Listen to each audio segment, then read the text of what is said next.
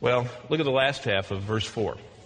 The second thing he says is, knowledge shall increase. That's almost an understatement today. Let me just give you a brief summary of how knowledge is increasing. Today, we sit atop a database containing what is arguably the sum total of all the world's accumulated knowledge every time we sit down and browse what? The internet. Yeah. It's not quite. But Google, all of you that bought Google stock are helping them to finally electronically digitalize the greatest libraries of the world. They're going to go back and get all of the ancient books that are in archives all over the place. And those two billionaires are spending their billions to do this. And they're digitalizing. So soon, within the next couple of years, they're going to have digitalized almost every extant book, every known book of any value on this planet. And every time you sit down and access the internet, you're sitting atop the sum total of all the collective knowledge of the human race of all time up until now. Amazing to think about that. From wooden boats with sails to Mp3s, DVDs I can watch and create on my personal computer that can also be my phone, my television, my radio, my stereo, my workstation, my word processor, my electronic document file. It can become a movie studio, a sound studio. It even can be my telephone answering service, fax machine, copy machine, and printer, and a million other things. And people are buying them by the million. Knowledge is increasing. I mean, there's more information in the Tulsa world that you can buy that's this thick than the average citizen of Great Britain knew in their lifetime in the 18th century.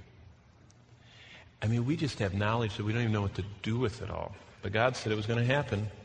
Our generation is unique in all of human history. Never has humanity been forced to come to terms with so many issues simultaneously. Issues for which we have no historic precedent to give us a guide. The explosive growth of knowledge has us reeling.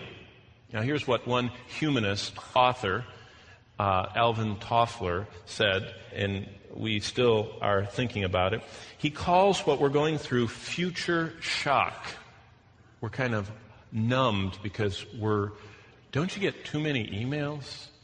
Don't you get too much of everything? I mean, it's just coming, just so fast. And it's just like the kids in New York City when the firemen crank open those fire hydrants and you see them just blown away. That's what the world is going through with all this knowledge.